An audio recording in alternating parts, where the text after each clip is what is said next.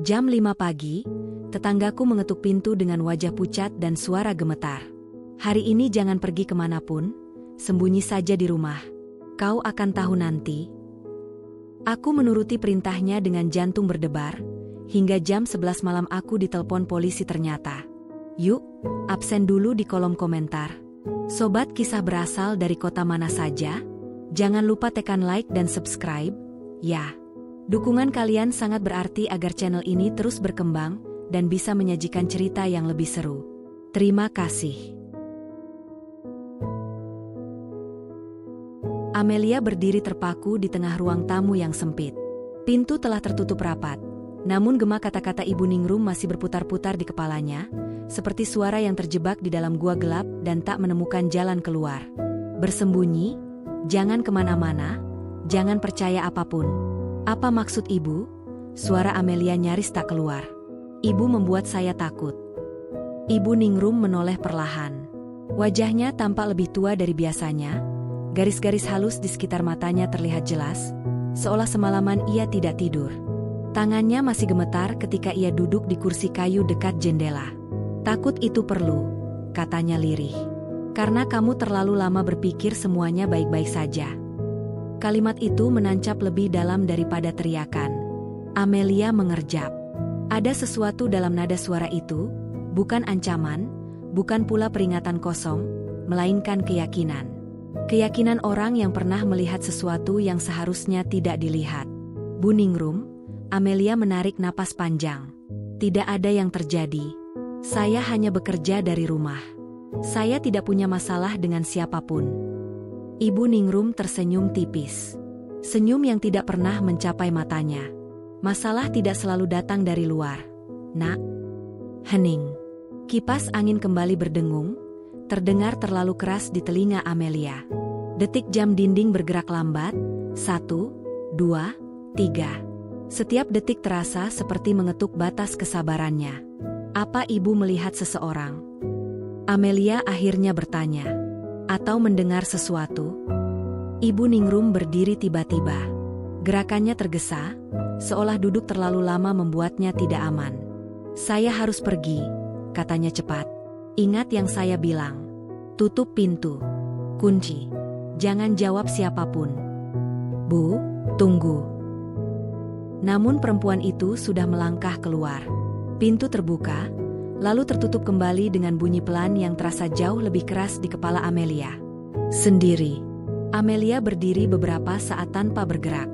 Rumahnya kembali sunyi. Tidak ada tanda-tanda bahaya. Tidak ada suara aneh. Tidak ada bayangan mencurigakan di balik jendela. Namun rasa aman itu hilang. Ia berjalan ke jendela, mengintip tirai. Jalan kecil di depan rumah tampak seperti biasa. Seorang penjual sayur lewat sambil mendorong gerobaknya. Anak kecil bersepeda, tertawa keras. Matahari semakin tinggi. Normal. Terlalu normal. Ini konyol, gumam Amelia, mencoba menertawakan dirinya sendiri. Ia kembali ke ruang kerja, menyalakan layar tablet yang sempat padam. Namun tangannya berhenti di udara. Ada sensasi aneh di perutnya. Seperti sesuatu yang menggeliat perlahan, tidak sakit, tapi mengganggu. Napasnya terasa lebih pendek dari biasanya. Ia duduk, menarik napas, menghembuskan.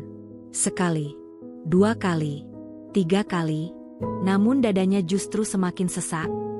Amelia memejamkan mata. Dalam kegelapan kelopak matanya, muncul kilasan singkat, terlalu cepat untuk dikenali, namun cukup jelas untuk membuat tengkuknya merinding. Bayangan lorong sempit, lampu berkedip, dan suara seseorang yang memanggil namanya dengan nada yang tidak ramah. Amelia membuka mata dengan cepat. Apa itu barusan? Bisiknya. Jantungnya berdegup kencang. Tangannya dingin. Ia berdiri dan berjalan mondar-mandir, mencoba mengusir perasaan itu. Hanya lelah. Hanya stres. Ia sudah lama hidup sendirian. Pikiran bisa bermain macam-macam. Namun ketika ia melewati cermin di dekat kamar mandi, langkahnya terhenti. Pantulan dirinya tampak berbeda. Wajahnya pucat. Matanya membesar. Bibirnya sedikit bergetar. Dan untuk sesaat, hanya sesaat, Ia merasa pantulan itu tidak bergerak bersamaan dengannya. Amelia tersentak mundur. "Kau hanya berhalusinasi," katanya keras, mencoba menenangkan diri.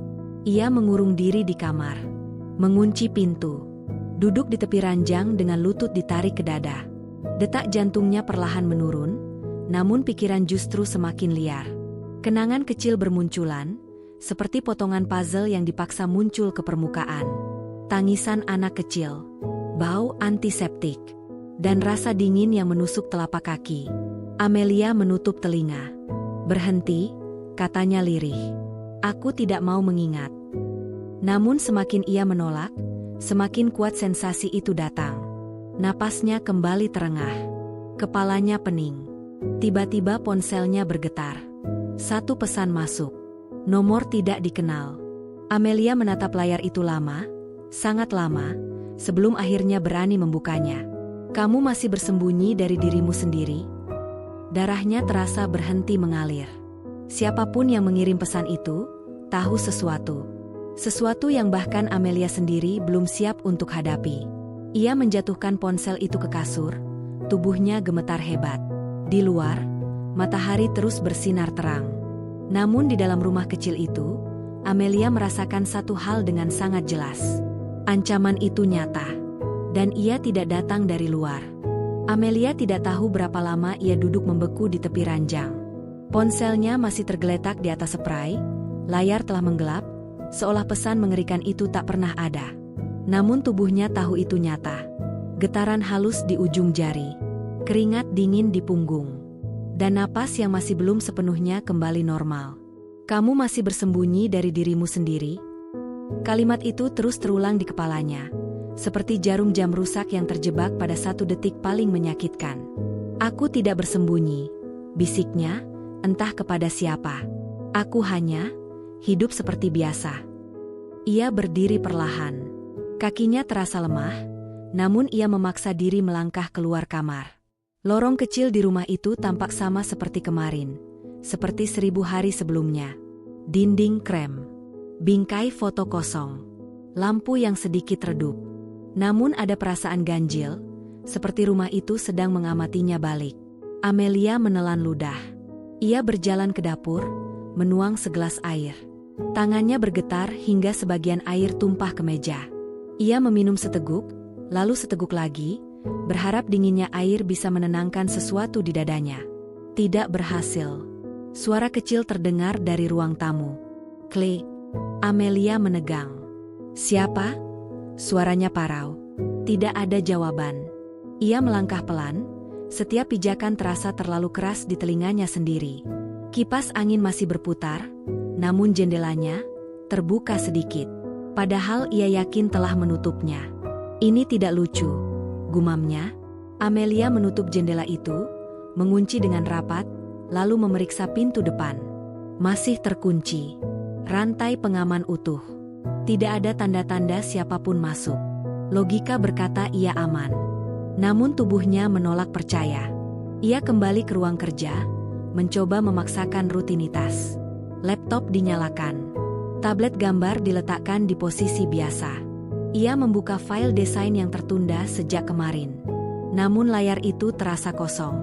Warna-warna yang biasanya hidup kini tampak kusam.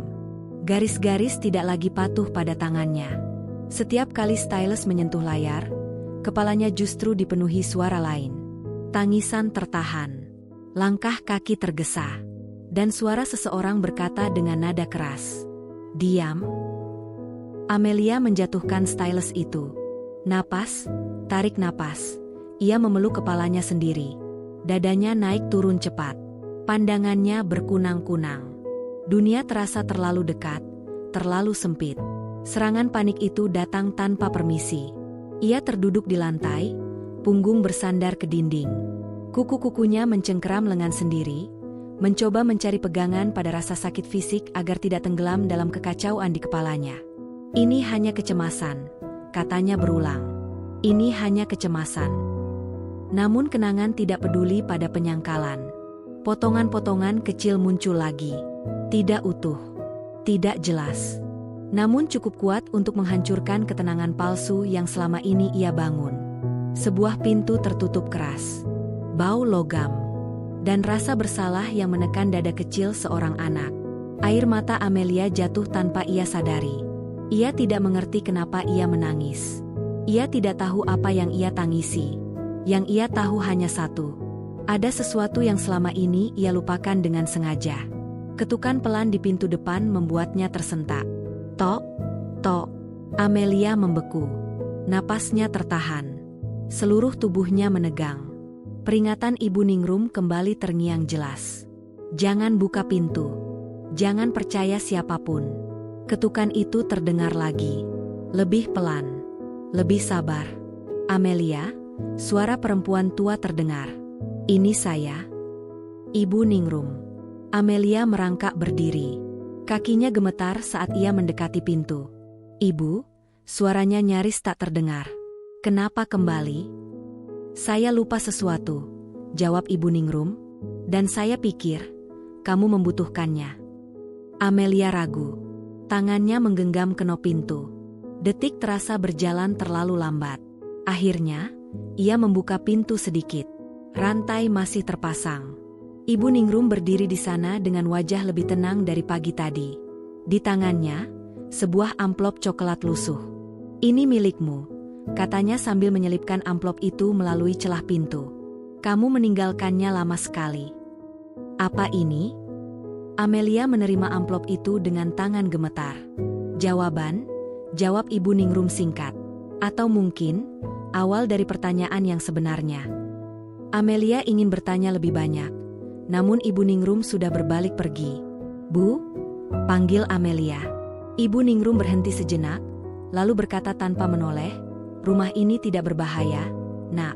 Yang berbahaya adalah kenangan yang kamu kunci terlalu lama. Pintu tertutup kembali. Amelia berdiri terpaku dengan amplop di tangannya. Perlahan, sangat perlahan, ia membukanya. Di dalamnya, terdapat beberapa lembar kertas tua dan satu foto kecil. Foto itu memperlihatkan seorang anak perempuan berambut pendek, duduk sendirian di sudut ruangan besar. Anak itu menatap kamera dengan mata kosong. Amelia merasakan dunia runtuh di bawah kakinya. Karena anak itu adalah dirinya. Dan ia tidak mengingat kapan foto itu diambil, atau mengapa wajah kecil itu terlihat begitu ketakutan. Tangannya gemetar hebat. Air mata jatuh lagi. Kini ia tahu. Ia tidak lagi dikejar oleh sesuatu yang tidak dikenal. Ia sedang dikejar oleh masa lalu yang akhirnya menemukan jalannya pulang. Amelia tidak langsung bergerak. Foto itu masih berada di tangannya, seperti benda panas yang membakar kulit. Sudut-sudut kertasnya sudah tumpul, warnanya memudar, namun tatapan anak kecil di dalamnya tetap tajam, terlalu tajam untuk sesuatu yang seharusnya telah dilupakan. Ia menutup mata, menarik napas. Namun ketika membuka mata kembali, foto itu seolah menatapnya lebih dekat dari sebelumnya. Aku tidak ingat ini, bisiknya, suara serak oleh tangis yang tertahan. Kenapa aku tidak ingat? Ia duduk di lantai ruang tamu, bersandar pada sofa. Amplop coklat itu tergeletak terbuka di sampingnya. Lembar-lembar kertas di dalamnya berisi catatan tangan, tulisan kecil, rapi, namun kaku. Tulisan orang dewasa. Amelia mengambil satu lembar dengan ragu. Catatan observasi. Tanggal tidak tercantum. Subjek menunjukkan kecenderungan diam berlebihan. Kontak mata minim.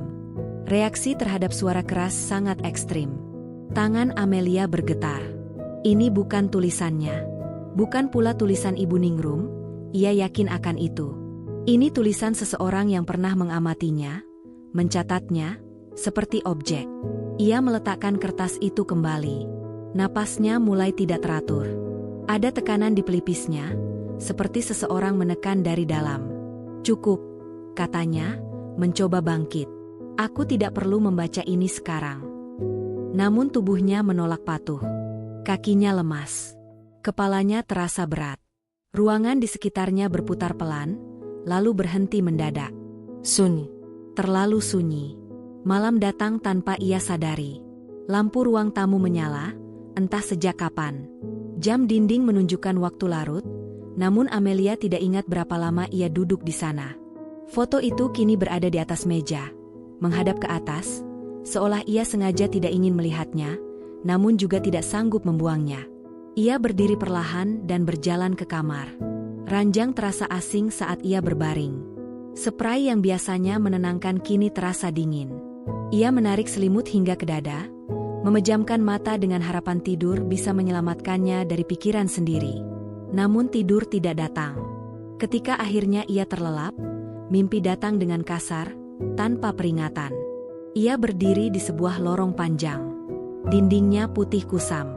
Lampu-lampu neon di atas berkedip, mengeluarkan suara dengung rendah yang menusuk telinga. Bau antiseptik memenuhi udara, bau yang membuat perutnya mual meski ia tidak tahu mengapa. Langkah kaki kecil terdengar. Tap, tap, tap. Amelia menoleh. Seorang anak perempuan berdiri di ujung lorong. Rambutnya pendek, tubuhnya kurus. Tangannya memeluk lutut, seperti mencoba melindungi diri dari sesuatu yang tidak terlihat. "Siapa kamu?" Amelia bertanya, meski suaranya terasa asing di telinganya sendiri. Anak itu tidak menjawab. Lampu berkedip lebih cepat. Tiba-tiba suara pintu terbanting terdengar keras. Anak itu tersentak. Bahunya bergetar. Tangis tertahan keluar dari mulut kecilnya. "Jangan," katanya lirih. "Aku sudah diam." Amelia merasakan dadanya diremas kuat-kuat. "Itu kamu," bisiknya. "Itu aku." Ia mencoba mendekat, namun kakinya terasa berat, seperti terikat pada lantai. Lorong itu memanjang, menjauh setiap kali ia melangkah. Suara lain muncul. Suara orang dewasa. "Kamu membuat masalah lagi," kata suara itu dingin. "Kamu tahu akibatnya." Anak kecil itu menutup telinganya. "Maaf," katanya sambil menangis. "Aku tidak bermaksud." Amelia berteriak, "Berhenti! Jangan sentuh dia." Namun suaranya tenggelam dalam dengung lampu. Tangan tak terlihat meraih bahu anak itu. Anak itu menjerit. Amelia terbangun dengan napas tersengal. Keringat membasahi tubuhnya. Jantungnya berdegup liar, seolah hendak keluar dari dada. Ruangan gelap. Hanya suara napasnya sendiri yang terdengar, berat, terputus-putus. Ia duduk, memeluk dirinya sendiri. "Itu hanya mimpi," katanya berulang. "Hanya mimpi." Namun air mata terus mengalir. Ia bangkit dan menuju kamar mandi, menyalakan lampu. Cahaya putih menyilaukan membuatnya menyipitkan mata. Ia mencuci wajah, menatap pantulan dirinya di cermin.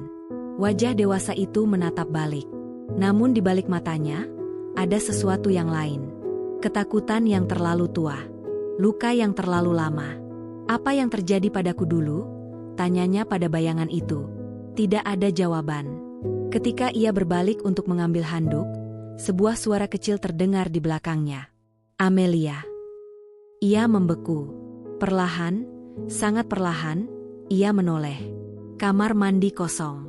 Tidak ada siapapun. Namun suara itu masih terngiang di telinganya. Lembut, rapuh, dan sangat familiar. Seperti suara anak yang memanggil dirinya sendiri. Amelia menutup mulut agar tidak menjerit. Ia keluar dari kamar mandi dengan langkah goyah, kembali ke ruang tamu. Pandangannya jatuh pada foto kecil di meja. Tanpa sadar, ia mengambilnya lagi. Untuk pertama kalinya, ia memperhatikan detail di sekeliling anak dalam foto itu. Dinding putih, lampu neon, dan sebuah papan kecil di belakangnya dengan tulisan samar. "Ruang observasi." Kepalanya berdenyut keras. Potongan-potongan itu mulai menyatu, perlahan, menyakitkan. Ia tidak tahu seluruh ceritanya. Belum. Namun satu hal menjadi jelas. Kenangan itu tidak hilang. Ia hanya mengurungnya terlalu dalam. Dan sekarang, kenangan itu mengetuk dari dalam, meminta diakui. Amelia terduduk lemas. Air mata jatuh tanpa suara. Di dalam rumah yang sunyi itu, ia akhirnya mengerti. Ia tidak hanya berusaha mengingat masa lalu. Ia sedang dipaksa menghadapinya. Pagi datang dengan cara yang kejam. Amelia terbangun bukan oleh cahaya matahari atau bunyi jam dinding, melainkan oleh denyut keras di kepalanya, seperti palu yang menghantam dari dalam tengkorak. Dadanya sesak, tenggorokannya kering. Napasnya pendek-pendek, tidak beraturan, seolah udara di kamar itu menipis tanpa peringatan. Ia duduk tergesa. Tidak lagi, gumamnya panik. Tangannya meraba spray, memastikan dirinya benar-benar terjaga. Namun tubuhnya tidak mau diyakinkan. Jari-jarinya mati rasa. Kakinya dingin. Perutnya melilit, seperti ada sesuatu yang dipaksa bangkit dari dasar yang terlalu lama terkubur. Amelia mencoba berdiri. Gagal. Kakinya goyah, hampir menyerah. Ia terpaksa duduk kembali, menunduk, memeluk perutnya sendiri. Keringat dingin menetes di pelipis. Detak jantungnya terdengar terlalu keras di telinga, tidak wajar, mengancam. "Apa yang salah dengan tubuhku?" bisiknya dengan suara pecah. Ia menutup mata, mencoba teknik napas yang pernah ia baca, tarik, tahan, hembuskan. Namun setiap tarikan napas justru membawa bau yang tidak ada di kamar itu. Bau antiseptik. Amelia membuka mata lebar-lebar. Kamar masih sama. Lemari kayu. Tirai tipis. Cahaya pagi yang pucat. Namun bau itu tetap ada. Menyelinap ke dalam kesadarannya, memicu gelombang mual yang membuatnya terhuyung ke kamar mandi. Ia muntah. Tubuhnya gemetar hebat saat ia berpegangan pada wastafel. Air mata bercampur keringat. Setiap kontraksi perut terasa seperti hukuman yang tidak ia pahami kesalahannya. "Berhenti," katanya terisak. "Tolong berhenti." Namun tubuh tidak mendengar permohonan. Ketika akhirnya ia bisa berdiri tegak, Amelia menatap pantulan dirinya di cermin. Wajahnya pucat abu-abu. Bibirnya pecah-pecah. Matanya cekung, dikelilingi bayangan gelap. Ia terlihat rapuh. Lebih rapuh daripada yang pernah ia akui. Tangannya terangkat tanpa sadar, menyentuh lehernya sendiri. Sentuhan ringan itu justru memicu reaksi berlebihan.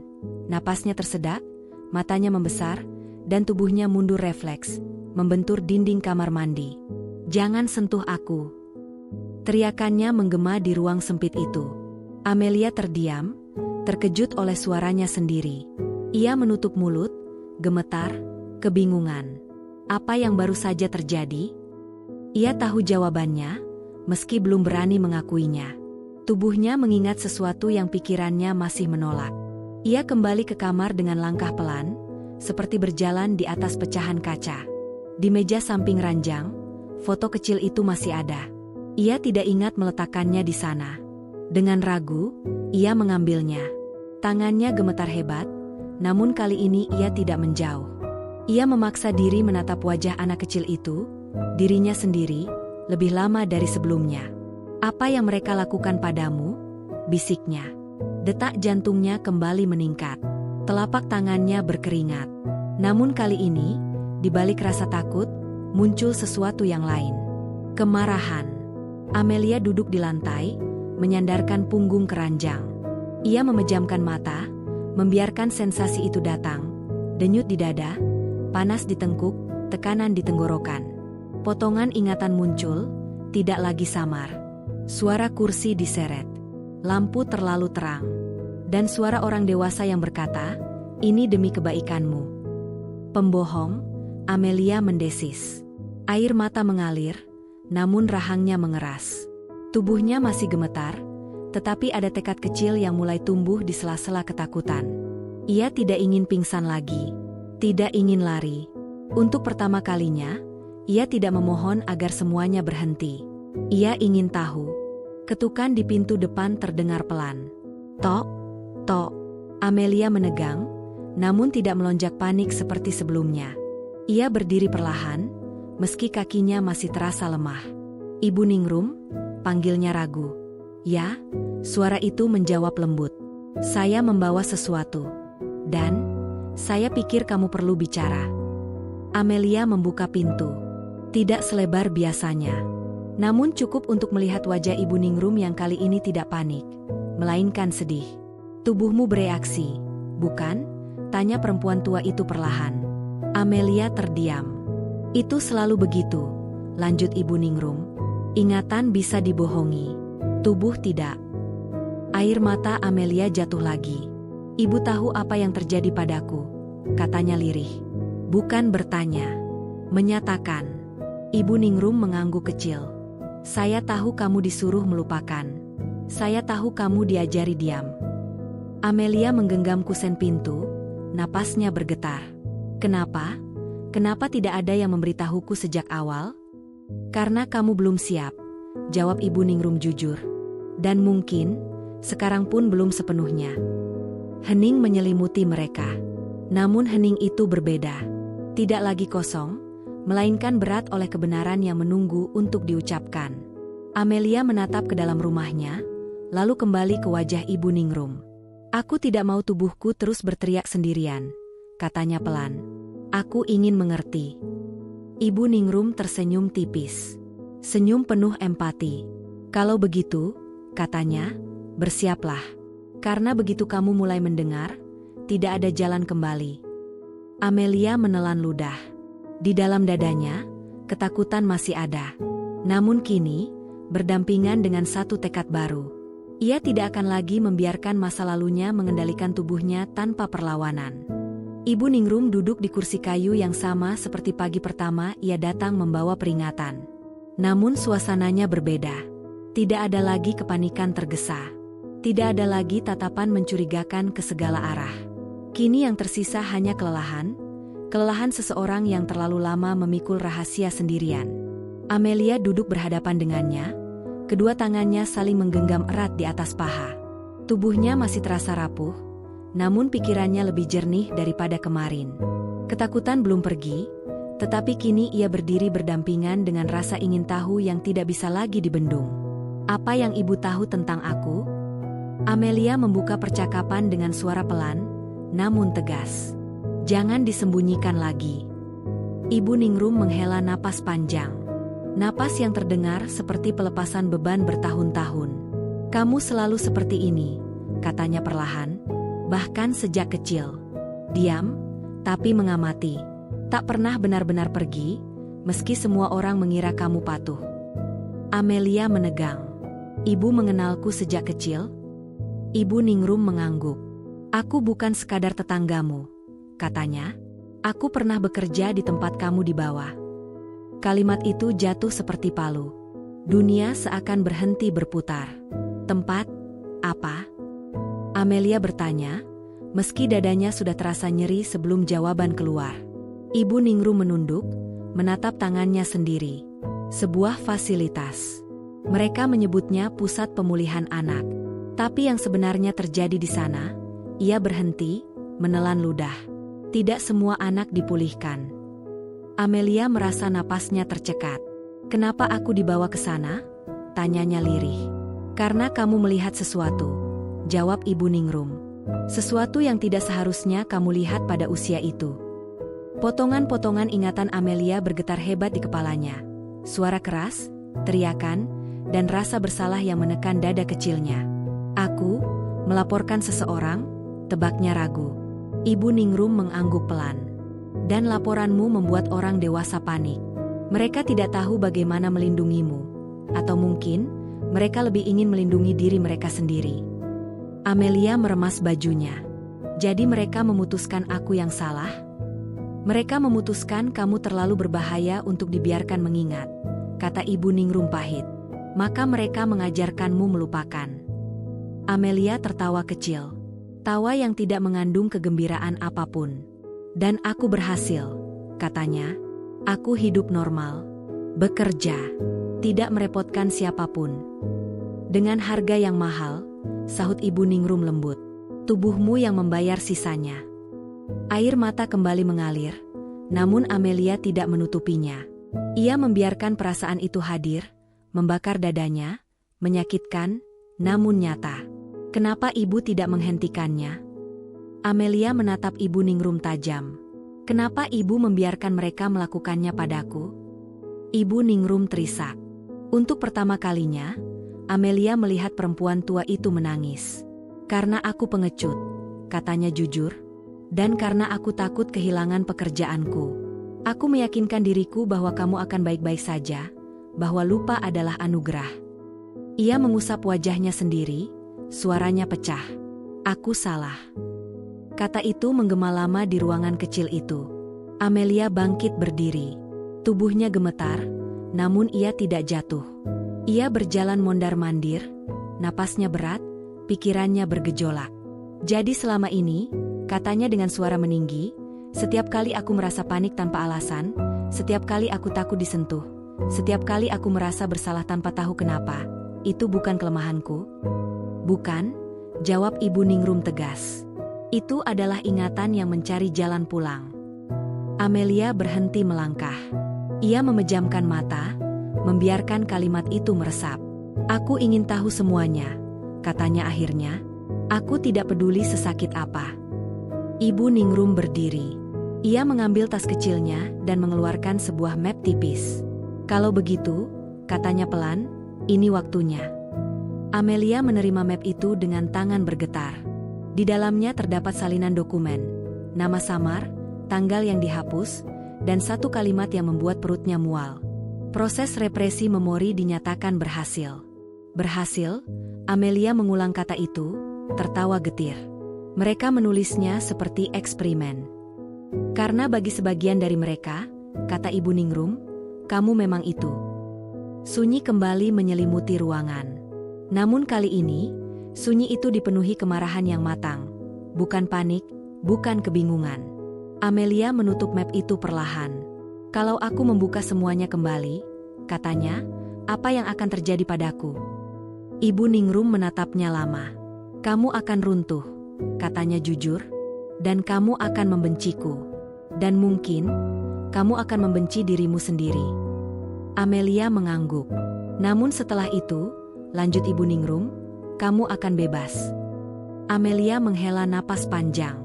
Ia menatap rumah kecilnya, tempat yang selama ini ia jadikan perlindungan dari dunia. Kini ia tahu, rumah itu hanyalah benteng sementara. Kalau aku berhenti sekarang, katanya pelan, tubuhku tidak akan berhenti berteriak. Tidak, jawab Ibu Ningrum. Justru akan semakin keras. Amelia menatap map di tangannya. Keputusan itu menakutkan. Namun untuk pertama kalinya dalam hidupnya, ia tahu apa yang harus ia lakukan. Ia tidak lagi ingin menjadi anak kecil yang disuruh diam. Ia ingin mengingat. Ia ingin marah. Ia ingin memilih. Amelia mengangkat wajahnya, menatap Ibu Ningrum dengan mata basah namun menyala. Kalau begitu, katanya tegas, aku tidak akan lari lagi.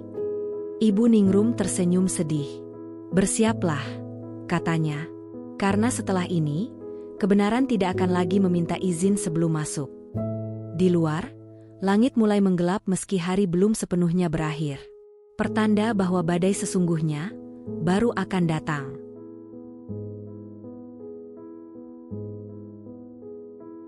Malam itu, rumah Amelia tidak lagi terasa seperti rumah. Lampu-lampu menyala di setiap sudut, namun cahaya tidak membawa rasa aman. Bayangan di dinding justru tampak lebih panjang, lebih tebal, seolah menyimpan sesuatu yang siap keluar kapan saja. Udara terasa berat, menekan dada, membuat setiap tarikan napas seperti perjuangan kecil yang melelahkan.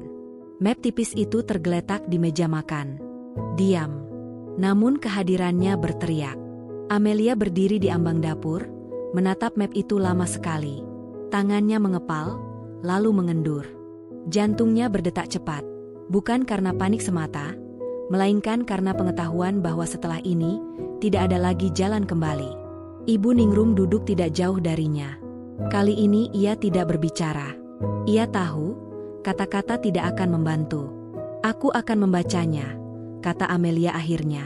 Suaranya terdengar asing di telinganya sendiri. Lebih dalam, lebih berat. Kalau aku berhenti di tengah, tarik aku kembali. Ibu Ningrum mengangguk. Amelia duduk. Tangannya bergetar ketika membuka map itu lagi. Lembar demi lembar kertas ia keluarkan, matanya bergerak cepat, menyerap kata-kata yang terasa dingin dan mekanis. Subjek menunjukkan resistensi verbal minimal.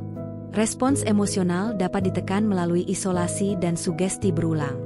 Target utama, eliminasi memori insidental yang mengganggu stabilitas keluarga. Amelia berhenti membaca. Stabilitas keluarga. Ia mengulang pelan, lalu tertawa pendek. Tawa yang pahit. Mereka menyebutnya begitu. Tangannya mencengkeram kertas hingga kusut. Potongan ingatan menghantamnya tiba-tiba, bukan lagi samar, bukan lagi seperti mimpi. Ia melihat ruang itu dengan jelas sekarang. Ruangan besar, dinding putih, kursi logam dingin, lampu neon yang menyilaukan mata kecilnya hingga perih. Ia duduk di sana, kaki menggantung, tidak menyentuh lantai. Seorang pria berdiri di depannya. Wajahnya tidak asing. Wajah yang seharusnya melindungi. Napas Amelia tersendat. Tidak, bisiknya. Bukan dia. Namun ingatan tidak bernegosiasi. Pria itu membungkuk, menatapnya dengan mata keras. Kamu tidak boleh bicara tentang itu lagi, katanya. Kalau kamu anak baik, kamu akan melupakannya. Air mata Amelia jatuh ke atas kertas di tangannya. Aku melaporkan dia. Suara Amelia bergetar hebat. Aku mengatakan yang sebenarnya. Ibu Ningrum berdiri, mendekat, namun Amelia mengangkat tangan, meminta jarak. Aku melihat sesuatu yang tidak seharusnya, lanjut Amelia, suaranya pecah. Dan karena aku bicara, mereka menghukum aku. Ingatan itu semakin jelas, semakin brutal. Ia ingat rasa dingin di punggungnya saat pintu ditutup. Ingat suara langkah menjauh. Ingat bagaimana ia belajar untuk diam. Bukan karena patuh, tapi karena takut. Tubuh Amelia mulai gemetar hebat. Tangannya mati rasa. Pandangannya kabur. Serangan itu datang lebih kuat dari sebelumnya. Amelia, suara Ibu Ningrum terdengar jauh. Lihat aku. Tarik napas. Namun Amelia tidak bisa. Ia tenggelam. Ia kembali menjadi anak kecil itu, duduk sendirian, menyalahkan dirinya sendiri karena telah berkata jujur. Ini salahku, Amelia terisak. Kalau aku diam sejak awal, semua ini tidak akan terjadi. Tidak. Ibu Ningrum berteriak. Suaranya tegas, memotong spiral itu. Berhenti sekarang. Amelia tersentak. Pandangannya fokus kembali, meski napasnya masih tersengal. Kamu tidak salah, lanjut Ibu Ningrum dengan suara bergetar. Mereka yang salah. Mereka yang memilih melindungi pelaku dan mengorbankan anak kecil. Amelia menggeleng lemah. Tapi aku membiarkan diriku lupa. Karena itu satu-satunya cara kamu bertahan, jawab Ibu Ningrum lembut. Dan kamu berhasil. Kalimat itu menghantam lebih keras daripada tuduhan manapun. Amelia terdiam.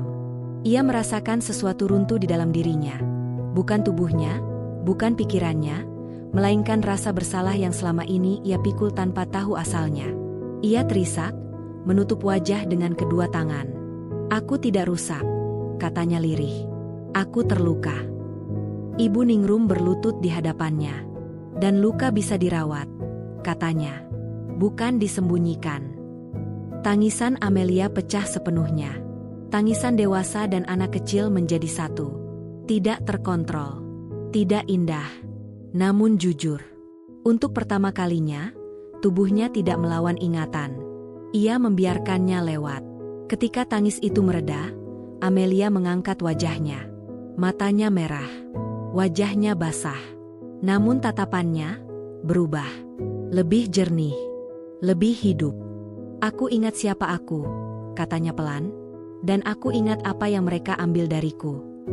Ibu Ningrum menatapnya dengan harap dan takut sekaligus. Apa yang akan kamu lakukan sekarang? Amelia menoleh ke map di meja. Ia bisa menghancurkannya. Membakarnya. Berpura-pura semua ini tidak pernah terjadi. Namun untuk pertama kalinya dalam hidupnya, ia tidak memilih aman. Aku akan menyelesaikannya, katanya tegas. Bukan dengan balas dendam, tapi dengan kebenaran. Di luar, angin malam berhembus kencang. Tirai bergerak pelan. Seolah rumah itu sendiri menghela napas panjang. Klimaks telah tercapai. Bukan dalam teriakan, bukan dalam kekerasan, melainkan dalam kesadaran yang menyakitkan namun membebaskan. Namun perjalanan Amelia belum selesai. Karena mengingat hanyalah awal. Dan berdamai adalah pertarungan berikutnya. Amelia tidak tidur malam itu. Bukan karena ia tidak mampu memejamkan mata, melainkan karena setiap kali ia mencoba, dirinya sendiri berdiri di sana, menunggu. Ia duduk di lantai ruang tamu sejak dini hari. Punggungnya bersandar pada sofa, lutut ditekuk, Kedua lengan melingkar erat seperti hendak menahan sesuatu agar tidak pecah. Lampu hanya dinyalakan satu, menciptakan bayangan panjang yang bergerak samar di dinding. Bayangan itu menyerupai tubuhnya. Terlalu mirip untuk diabaikan. Apa kau akan terus bersembunyi di sudut gelap itu? Amelia berbisik pada ruang kosong. Tidak ada jawaban. Namun dadanya kembali terasa sesak. Ia berdiri perlahan dan berjalan ke depan cermin besar di lorong. Lampu dinyalakan. Pantulan dirinya muncul jelas. Perempuan dewasa dengan mata merah dan wajah lelah. Namun di balik pantulan itu, ada yang lain. Seorang anak kecil berdiri tepat di belakangnya. Amelia tersentak mundur. Tubuhnya menabrak dinding. Napasnya terputus. Jantungnya berdetak liar. Namun ketika ia menoleh lagi, lorong itu kosong. Hanya dirinya sendiri. Ini tidak nyata, gumamnya. Kau hanya lelah. Ia menutup mata, menempelkan dahi ke dinding yang dingin. Namun suara kecil itu kembali terdengar. Bukan dari luar, melainkan dari dalam kepalanya. Kau meninggalkanku. Air mata Amelia jatuh. Aku tidak tahu caranya membawamu bersamaku, katanya terisak. Aku masih kecil, aku takut. Bayangan itu kembali muncul. Kini bukan di cermin, melainkan di ingatannya, anak perempuan berambut pendek, duduk di lantai, memeluk lutut. Kenapa kau diam? Tanya suara itu lirih. Karena kalau aku bicara, aku dihukum, jawab Amelia. Dan kalau aku ingat, aku hancur. Lalu aku harus bagaimana? Pertanyaan itu menusuk lebih dalam daripada tuduhan manapun. Amelia terduduk lemas. Tubuhnya gemetar hebat. Kepalanya berdenyut keras, seolah dua suara bertarung di dalam sana. Yang satu ingin melupakan lagi, yang lain menuntut diakui. Berhenti, Amelia menutup telinga. Tolong berhenti. Namun suara itu tidak pergi. Kau hidup, tapi aku terjebak di sana. Amelia menjerit. Jeritan itu keluar begitu saja, kasar dan pecah. Ia meninju lantai, sekali, dua kali, hingga tangannya terasa nyeri. Aku tidak tahu caranya. Pintu depan terbuka keras. Ibu Ningrum masuk dengan wajah panik. Amelia. Ia berlutut di samping Amelia, mencoba memegang bahunya. Namun sentuhan itu membuat Amelia tersentak mundur. Napasnya memburu. Jangan sentuh aku, teriaknya. Ibu Ningrum membeku. Tangannya perlahan diturunkan. Maaf, katanya pelan. Aku di sini. Aku tidak akan memaksamu. Amelia terisak hebat. Tubuhnya menggigil. Aku tidak bisa melakukan ini, katanya putus asa. Aku tidak cukup kuat. Ibu Ningrum duduk di lantai, menjaga jarak. Kamu tidak harus kuat, katanya lembut. Kamu hanya harus jujur. Amelia menggeleng keras. Kejujuran menghancurkanku dulu. Dan kebohongan menghancurkanmu sekarang, jawab Ibu Ningrum tenang. Kalimat itu menghentikan Amelia. Ia mengangkat wajahnya perlahan. Kalau aku menerima semua ini, aku takut aku tidak akan pernah normal lagi. Ibu Ningrum menatapnya lama. Normal itu mitos, katanya. Yang nyata adalah utuh atau tidak. Amelia terdiam. Ia memandang tangannya sendiri, tangan yang gemetar, penuh bekas luka kecil dari kebiasaan mencengkeram diri saat panik. Tangan itu nyata. Tubuh ini nyata.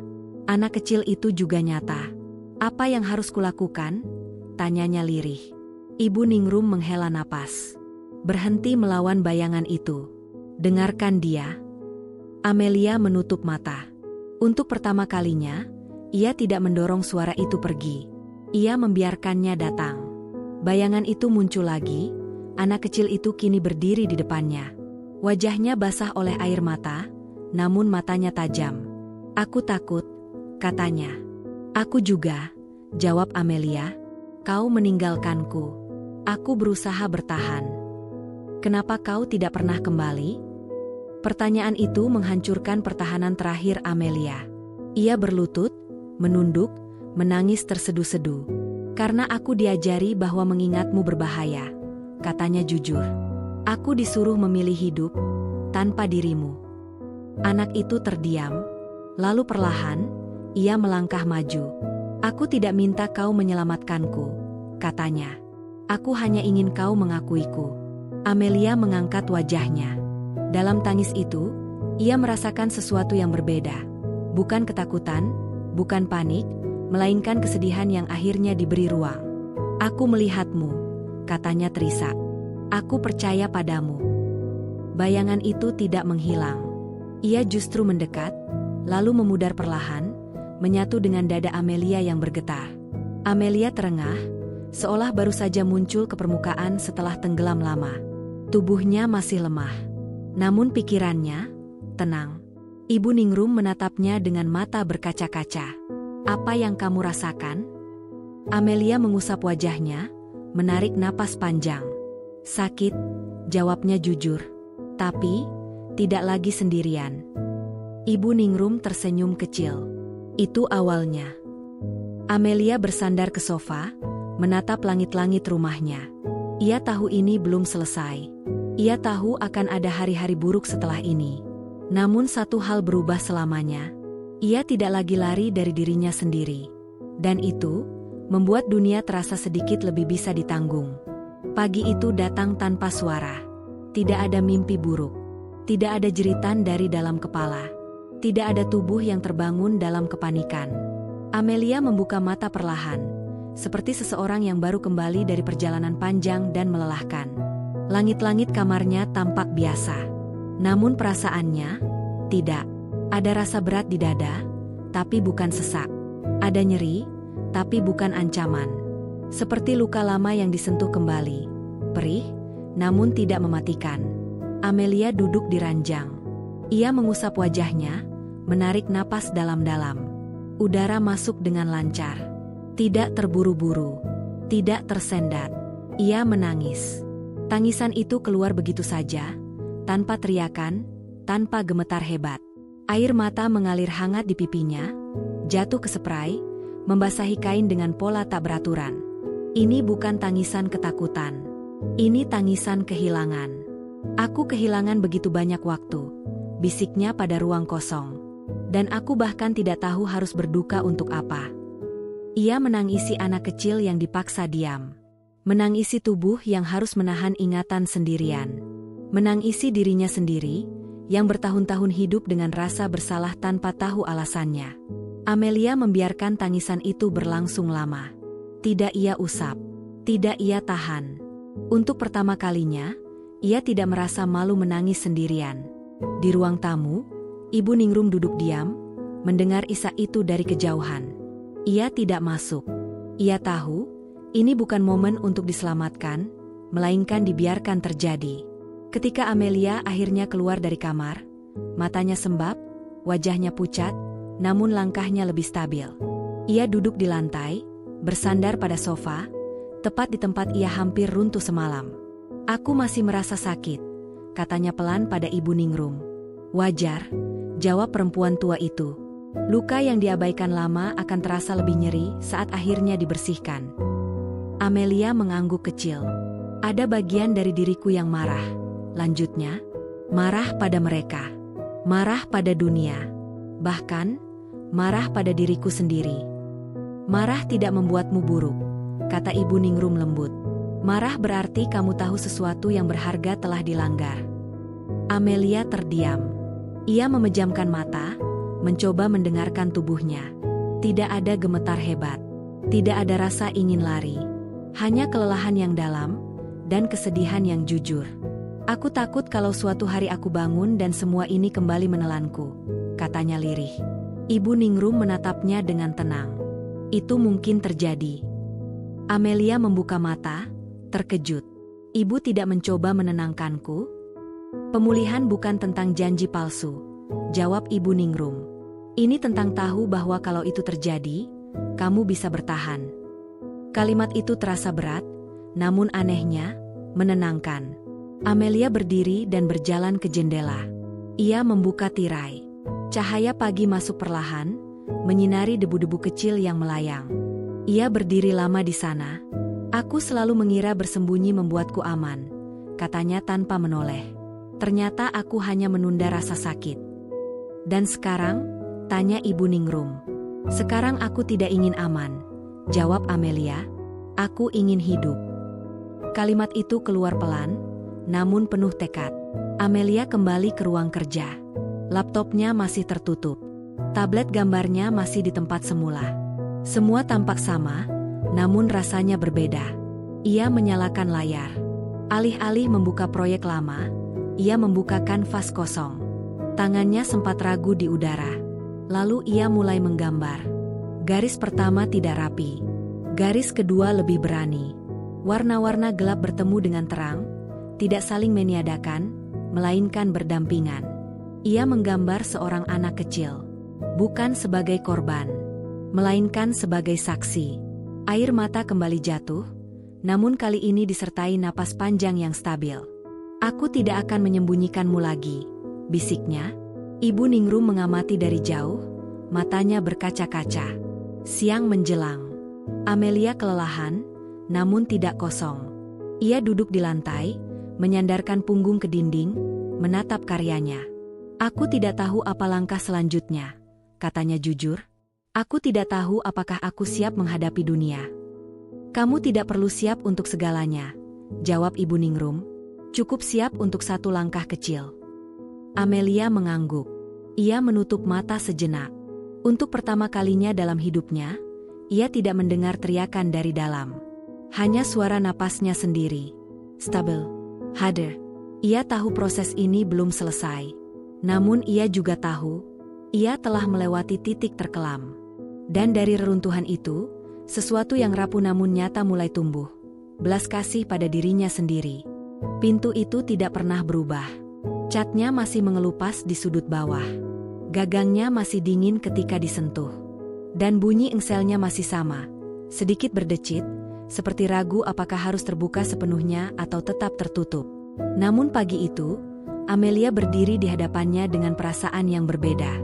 Ia telah mandi. Mengenakan pakaian sederhana. Rambutnya diikat asal, tidak rapi, namun tidak lagi disembunyikan.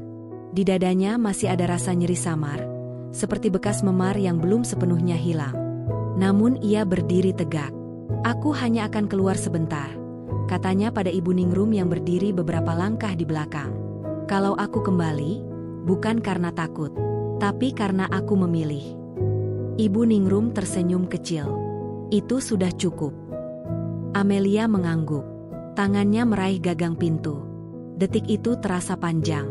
Ingatan lama mencoba muncul, ketakutan akan suara luar, rasa bersalah yang biasa menyeretnya kembali masuk. Tubuhnya sempat menegang, namun kali ini, ia tidak panik. Ia menarik napas. 1, 2, 3. Lalu pintu itu terbuka. Cahaya pagi menyambutnya. Jalan kecil di depan rumah sama seperti sebelumnya. Tidak ada perubahan besar. Tidak ada ancaman tersembunyi. Namun bagi Amelia, dunia itu terasa baru. Langkah pertamanya keluar rumah terasa canggung. Telapak kakinya menyentuh tanah dengan hati-hati, seolah takut tanah itu akan menolaknya. Ia berjalan perlahan, membiarkan tubuhnya menyesuaikan diri. Setiap suara ia dengar dengan sadar. Setiap warna ia lihat dengan penuh perhatian. Tidak ada sirene. Tidak ada teriakan. Hanya kehidupan biasa. Seorang ibu menyapu halaman. Seorang anak berlari kecil sambil tertawa. Seekor kucing melintas malas di tepi jalan. Amelia berhenti sejenak. Dadanya naik turun. Ia menunggu serangan panik yang biasa datang, gelombang besar yang menghancurkan keseimbangan. Namun yang datang justru keheningan. Tenang. Bukan hampa. Bukan mati rasa. Tenang yang hidup. Air mata menggenang di matanya. Aku di sini, bisiknya, dan aku masih berdiri. Ia melangkah lebih jauh.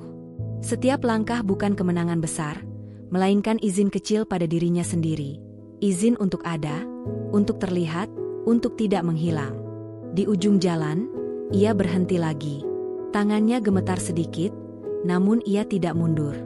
Ia membiarkan getaran itu ada, seperti gelombang kecil yang datang dan pergi. Ia ingat kata-kata Ibu Ningrum, kalau itu terjadi lagi, kamu bisa bertahan. Dan ia percaya itu sekarang. Ketika ia akhirnya kembali ke rumah, napasnya lebih ringan. Wajahnya lelah, namun matanya menyimpan sesuatu yang baru, keberanian yang tidak berisik. Ibu Ningrum menatapnya dari ambang pintu. Bagaimana rasanya? Amelia tersenyum tipis. Menakutkan, jawabnya jujur. Dan, mungkin, itu tidak apa-apa. Ibu Ningrum mengangguk. Hari itu berlalu perlahan. Amelia membersihkan rumah sedikit demi sedikit. Bukan karena harus, melainkan karena ia ingin ruang itu terasa seperti miliknya. Bukan lagi tempat bersembunyi, melainkan tempat kembali. Ia membuka laptop. Beberapa pesan pekerjaan masuk. Dulu, hal itu membuatnya cemas. Kini, ia membaca satu persatu tanpa terburu-buru. Ia memilih satu proyek kecil. Satu langkah. Satu keputusan. Sore menjelang, Amelia duduk di teras rumah dengan secangkir teh hangat. Angin sore menyentuh wajahnya. Ia memejamkan mata, membiarkan sensasi itu hadir tanpa dianalisis. Ia tidak lagi bertanya apakah ia sudah sembuh. Ia tahu penyembuhan bukan garis akhir. Itu jalan panjang. Namun untuk pertama kalinya, ia tidak berjalan sendirian, karena ia membawa seluruh dirinya, termasuk bagian yang pernah ditinggalkan. Di dalam rumah, foto kecil masa kecilnya kini tersimpan di laci, bukan sebagai ancaman, melainkan sebagai pengingat. Pengingat bahwa ia pernah bertahan. Dan masih bertahan. Malam datang dengan lembut. Amelia menutup pintu, bukan untuk bersembunyi, melainkan untuk beristirahat. Di dalam dirinya, tidak ada lagi teriakan. Hanya suara napas yang stabil. Dan keyakinan kecil namun kuat. Ia tidak lagi hidup untuk menghindari masa lalu. Ia hidup untuk melanjutkan dirinya sendiri. Pagi itu datang seperti pagi-pagi lain. Cahaya matahari menyelinap masuk melalui celah tirai, membentuk garis-garis lembut di lantai.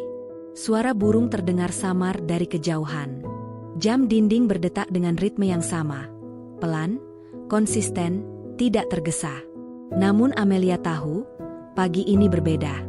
Ia terbangun tanpa rasa panik, tanpa jantung berdebar liar, tanpa tubuh yang menolak dunia. Ia membuka mata perlahan, membiarkan kesadarannya kembali sepenuhnya sebelum bangkit dari ranjang. Ia bernapas. Dan untuk pertama kalinya dalam waktu yang sangat lama, napas itu terasa utuh, masuk dan keluar tanpa perlawanan. Amelia duduk di tepi ranjang, mengusap wajahnya. Ada bekas kelelahan di sana, ya. Ada jejak malam-malam panjang yang tidak akan pernah benar-benar hilang. Namun tidak ada lagi rasa asing pada dirinya sendiri. Ia berdiri, melangkah ke kamar mandi, menatap cermin.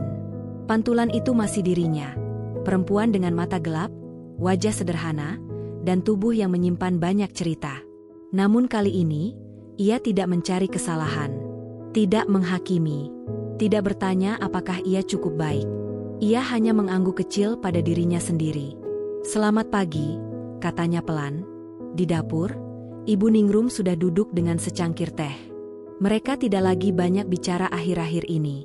Tidak karena ada jarak, melainkan karena keheningan kini terasa aman. Amelia menuang kopi. Aroma pahit itu memenuhi udara, aroma yang dulu ia gunakan untuk menenangkan diri dari kekosongan. Kini, ia menikmatinya sebagai bagian dari hari yang nyata. "Aku akan keluar sebentar," kata Amelia sambil mengenakan sepatu. Ibu Ningrum menatapnya. "Pergi jauh?" Amelia menggeleng. "Tidak. Tapi kali ini, tanpa rencana." Ibu Ningrum tersenyum. "Itu kemajuan." Pintu terbuka. Amelia melangkah keluar rumah. Tidak ada drama. Tidak ada ketegangan besar. Dunia menyambutnya dengan cara yang sederhana. Langit biru pucat, angin pagi yang sejuk, dan jalan kecil yang pernah terasa mengancam, kini hanya menjadi jalan. Ia berjalan perlahan, membiarkan langkahnya menemukan ritme sendiri. Setiap bayangan yang ia lewati tidak lagi membuatnya waspada. Setiap suara tidak lagi terasa sebagai peringatan. Jika ada sisa ketakutan, ia tidak mengusirnya. Ia membiarkannya lewat, seperti awan kecil yang tidak perlu dikejar. Ia berhenti di sebuah taman kecil.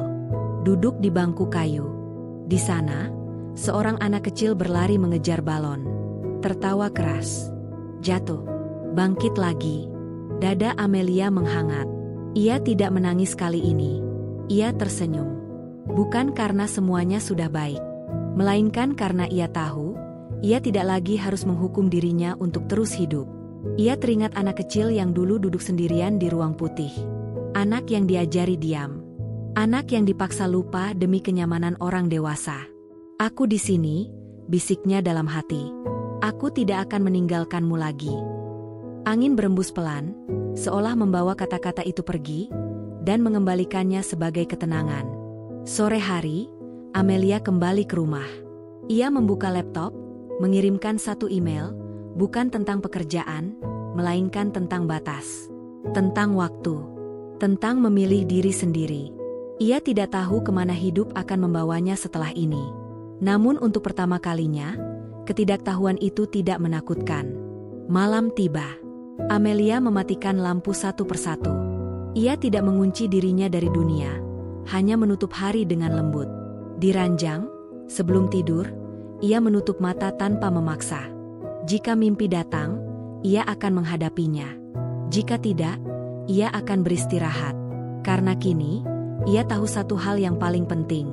Ia bukan lagi seseorang yang hidup untuk bersembunyi. Ia adalah seseorang yang memilih untuk hadir. Meski dengan luka, meski dengan ketakutan, meski dengan masa lalu yang tidak bisa dihapus. Dan itu sudah cukup. Di luar, pagi esok hari menunggu. Bukan sebagai ancaman, melainkan sebagai kemungkinan. Tamat.